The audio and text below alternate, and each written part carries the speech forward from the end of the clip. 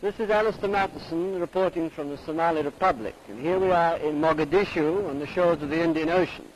Mogadishu is the capital of this independent African state, which has just taken a decision to break off diplomatic relations with Britain over the very contentious problem of the NFD area in Kenya, which the Somali Republic claims should be handed over to Somalia, as it is populated almost entirely by people of Somali origin.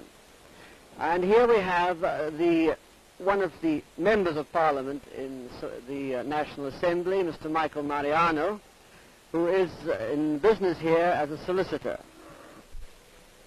This is Alistair Matheson reporting from Mogadishu in the Somali Republic of Northeast Africa, which is in the news at the moment because of the rupture in diplomatic relations with Great Britain.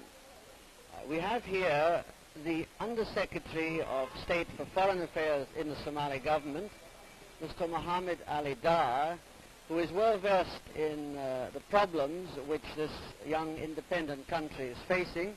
I'm going to ask him something about the problems which have brought the dispute with Britain into the headlines.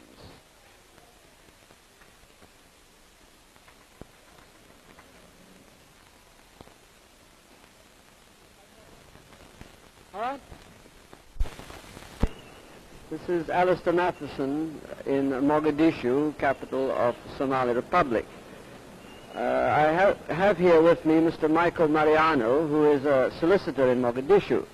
Formerly, Mr. Mariano is from the northern part of the Republic, which is formerly British Somaliland. And he regards Hargeisa, the former capital, as his home, but he's now settled in Mogadishu. Mr. Mariano, I was wondering if you can tell us if you support fully the government's action in breaking off diplomatic relations with Britain. As a member of Parliament, I support the government in this action of theirs.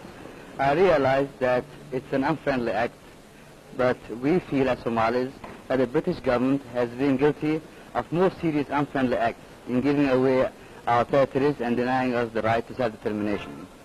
I see. Now, I believe you've been a fairly consistent advocate of the Greater Somalia plan for many years now. In fact, how long is it that you have been advocating this? From way back in 1946, after the present. And on several occasions, I took a very active part in major actions, such as the Four-Power Commission, which came here at the end of 1947. There is one last question I'd like to ask you, Mr. Mariano, and that is on a broader question of Pan-African relations. There's a feeling among some other African states that Somalia has tended to rather isolate herself from the rest of Africa, particularly the Pan-African movement that is very strong today. And I think in Moshi there was a rather unfortunate incident which tended to give some grounds to this. I don't know if you know about it, but could you comment on it or give us some further views on that? Yes, certainly. And I would say it's the other way around. We in Somalia have tried to embrace the whole of Africa.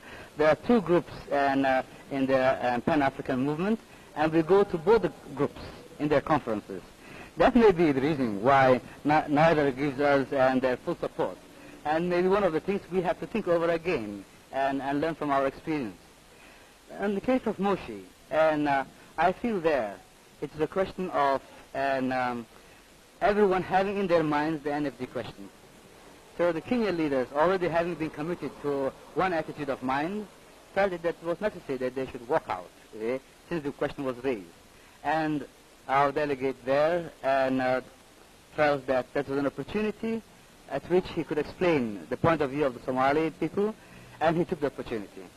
I feel that there is a lot of propaganda due to misunderstandings and wrong emphasis and perhaps wrong information.